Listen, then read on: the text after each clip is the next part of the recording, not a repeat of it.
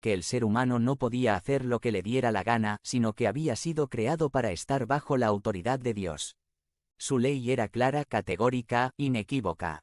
Tienes gran libertad, puedes comer de todos los árboles del jardín, goza y disfruta de esta libertad y latitud. Pero tienes una seria restricción. No debes comer del árbol del conocimiento del bien y del mal. Si comes de él, habrá consecuencias catastróficas. Ese árbol en el centro del jardín era un recordatorio constante de que el ser humano había sido creado para estar sujeto a la autoridad de Dios. Debía obedecer su ley para que su vida tuviera sentido. Salirse de debajo de la autoridad de Dios, rebelarse ante Dios, significaba su muerte. La ley establece la autoridad, nos obliga ante la autoridad, nos juzga con respecto a la justicia de la autoridad y nos sanciona en nombre de la autoridad. Si hay autoridad, fuimos hechos para vivir ante el rostro de Dios. El Señor es nuestra autoridad absoluta. Si fuimos creados como humanidad para vivir así, ¿cómo es que llegamos a vivir en un mundo donde las personas dicen: no hay autoridad? ¿Cómo llegamos a vivir en un mundo donde cada quien cree y hace lo que quiere como si no hubiera alguien a quien fuéramos a rendir cuentas? ¿Cómo es que llegamos a vivir en un mundo donde los hijos ordenan qué hacer a los padres?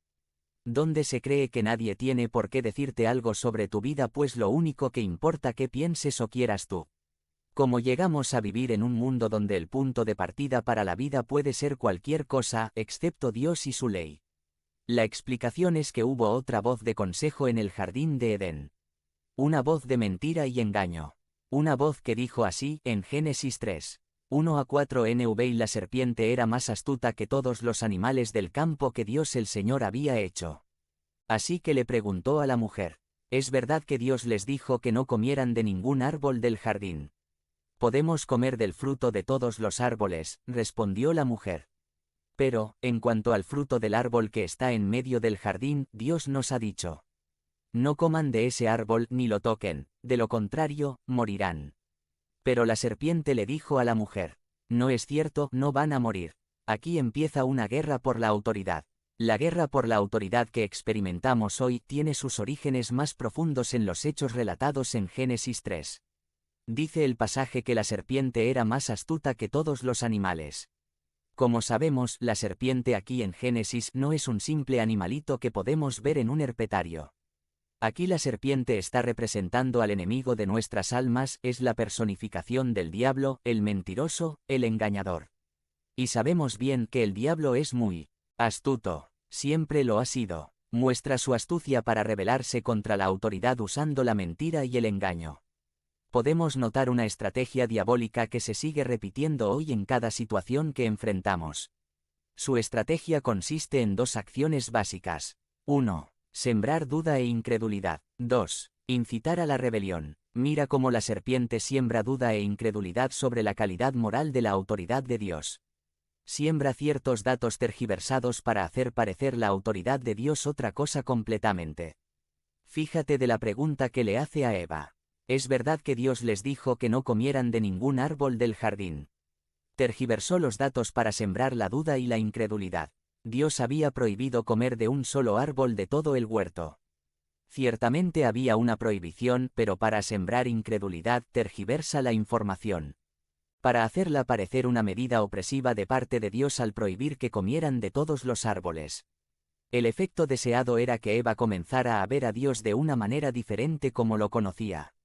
Quería que lo viera como una autoridad opresora, abusadora, insegura y controladora. Como alguien no digno de confianza. El mundo sigue practicando la misma estrategia hoy día y te dice cosas como: no, que tu Biblia habla del amor. El amor es amor, no. No importa nada más. Por otro lado, ¿no crees que la sociedad ya ha avanzado lo suficiente como para que sigas diciendo lo que dice tu Biblia de que la esposa debe sujetarse a su esposo? ¿No crees que eso de que hay que esperar hasta estar casados para tener una vida sexual activa es algo obsoleto y va en contra de la libertad de cada quien, pues cada quien puede hacer con su cuerpo lo que quiera? Es la misma estrategia añeja, funcionando en la actualidad, en la que se quiere hacer ver la autoridad de Dios y su palabra como una opresión, una arbitrariedad, una dictadura, un abuso. Pero el diablo ha tenido desde siempre una segunda estrategia para atentar contra la autoridad. Cuando Eva no cayó en el primer intento, sino contestó con sujeción a la ley y autoridad de Dios que da claridad y certidumbre en la vida, el diablo entonces arremetió frontalmente con una incitación directa a la rebelión en contra de la autoridad de Dios. No es cierto, no van a morir. Dios, la autoridad, había dado su ley. Su ley es vida. Salirse de su autoridad lleva a la muerte. Estaban advertidos, pero el diablo incita a la rebelión frontalmente. Esta ha sido su estrategia desde siempre. Dios dice, no cometerás adulterio. El diablo dice, busca lo que te haga feliz. Dios dice, huye de la inmoralidad sexual. El diablo dice, solo se vive una vez. Dios dice, eres hombre o mujer. El diablo dice, eres lo que sientas ser. Dios dice, los hijos son tu herencia de mi parte. El diablo dice, los hijos son inconvenientes para tu realización. Dios dice, mi gracia es suficiente. El diablo dice, tú mismo eres suficiente. En fin, sembrar dudas o incredulidad respecto a la autoridad de Dios e incitar a la rebelión han sido las estrategias funcionales del diablo en la edad premoderna, en la edad moderna y ahora en la edad posmoderna. Como dice la Escritura, no ignoramos sus artimañas. Pero mis hermanos, quizá en un mundo tan contrario a la autoridad real y verdadera del Señor podemos sentirnos acobardados, achicados o peor aún tentados a caer en las mentiras del mundo. Pero mis hermanos, hoy hay buenas noticias. Porque si hay autoridad, desde siempre ha sido nuestro Dios y la ha manifestado. En los últimos tiempos en la vida, obra y persona del Señor Jesucristo. Con su vida, muerte y resurrección Jesucristo vino a deshacer las obras y engaños de las tinieblas para establecer el reino eterno de Dios en la tierra. Todo aquel que por la fe se sujeta al señorío glorioso de Jesucristo forma parte de una nueva humanidad que ya no será engañada por la serpiente, sino se sostendrá para siempre confiando y sujetándose a la autoridad de aquel ante quien toda rodilla se doblará y toda lengua confesará que es el Señor para gloria de Dios Padre. Jesucristo nos dice como sus discípulos en Mateo 28, 18 a 19.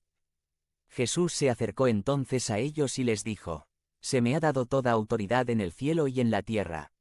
Por tanto, vayan y hagan discípulos de todas las naciones. Aquí encontramos lo que debemos hacer para vivir en un mundo que no reconoce la autoridad del Señor.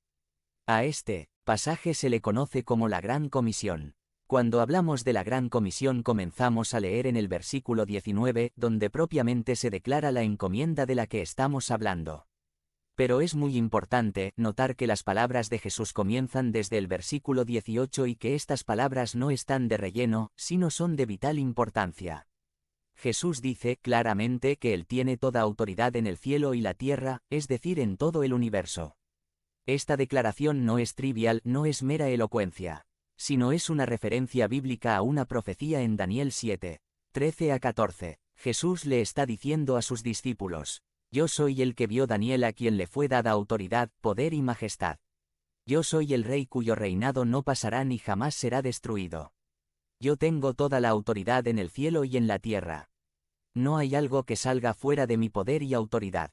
Por medio de su vida, muerte, resurrección y ascensión, el Señor Jesucristo fue establecido como Rey en el trono a la diestra de Dios Padre. Es el Rey cuyo reino no tendrá fin. Tanto en el cielo como en la tierra, Él es el Rey. Por eso, cuando Él nos envía a hacer discípulos, lo hacemos con el respaldo, con las cartas credenciales, en nombre del Rey a quien se le ha dado toda autoridad en el cielo y en la tierra. Si hay autoridad y nosotros los creyentes en Cristo vamos en nombre de aquel que tiene la autoridad en el cielo y la tierra. En ese contexto de la autoridad absoluta de Jesús, el Señor entonces en el versículo 19 declara la misión de una manera clara e inequívoca.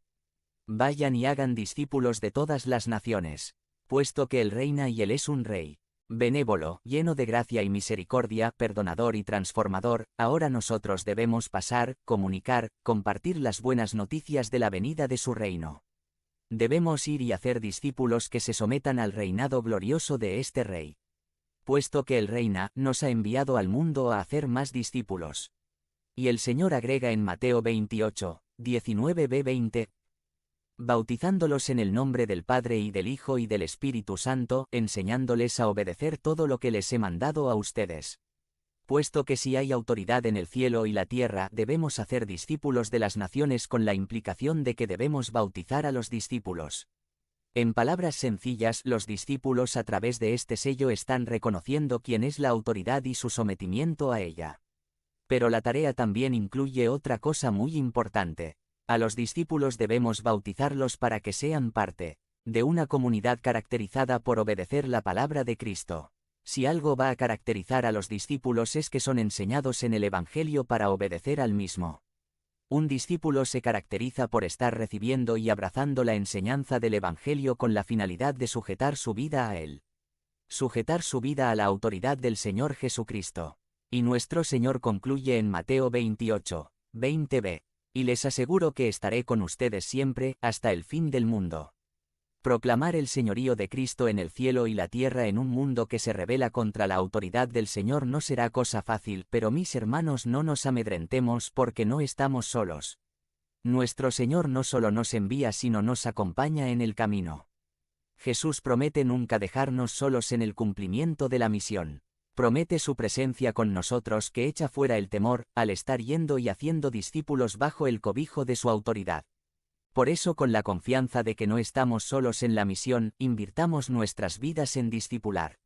El mundo que dice no hay autoridad, necesita arrepentirse y reconocer que sí hay autoridad y es nuestro Señor, y es la autoridad en el cielo y la tierra.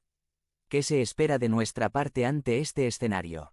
Una palabra: discipulado. Hacer discípulos, porque los discípulos son personas que se someten, sujetan y obedecen al Rey. Podemos estar pensando qué haremos en estos tiempos difíciles para la Iglesia. El Señor lo dice claro: el hacer discípulos es la respuesta.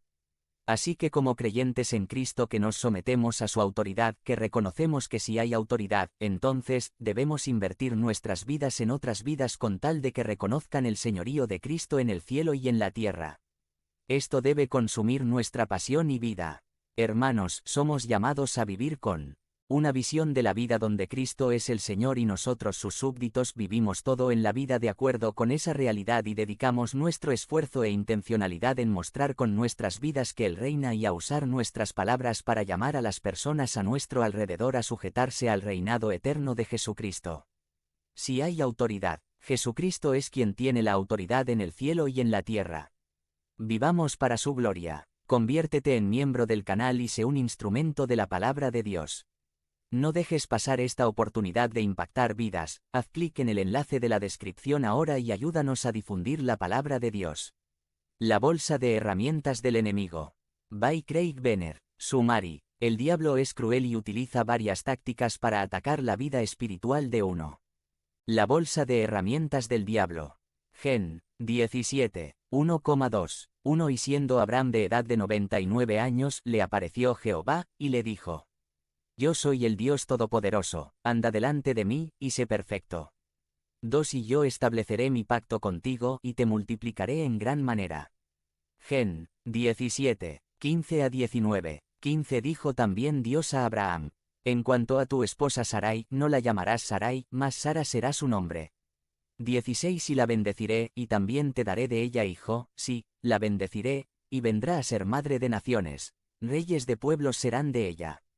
17. Entonces Abraham cayó sobre su rostro, y se rió, y dijo en su corazón: hombre de 100 años ha de nacer hijo. Y Sara, ya de 90 años, ha de dar a luz. Vamos a analizar unas 3 herramientas favoritas del enemigo. Y, la demora. Las promesas de Dios son muy especiales y tantas veces son muy personales. Hace años Dios le dio la promesa a Abraham Gen. 12 que de él iba a proceder una nación grande. Ya llega a los 100 años y Sara tiene 90. Se creen que la respuesta no es la que ellos habían creído. En su propio razonamiento, se hicieron un lío por permitir que Abraham se une con la sierva Agar, produciendo un hijo. Dios no puede ser glorificado cuando echamos la mano para crear el milagro. Recuerde, la demora no significa la negación. Dios nunca llega tarde. Él es el autor de la eternidad. Él no se pone nervioso. El ayer es igual de cerca que el otro lado del milenio.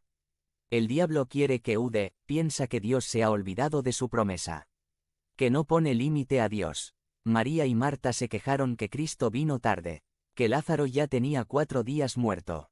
Algunos están dudando hoy que Dios todavía sana porque tienen X años en espera de su sanidad. Hay muchos que ya dudan la venida del Señor. ¿Por qué? Porque tiene mucho en espera, y todavía no ha venido. Llegó al extremo que Abraham se rió del plan de Dios. Abraham decidió de regatear con Dios pidiéndole de dejar que Ismael sea un sustituto. Un plan B, que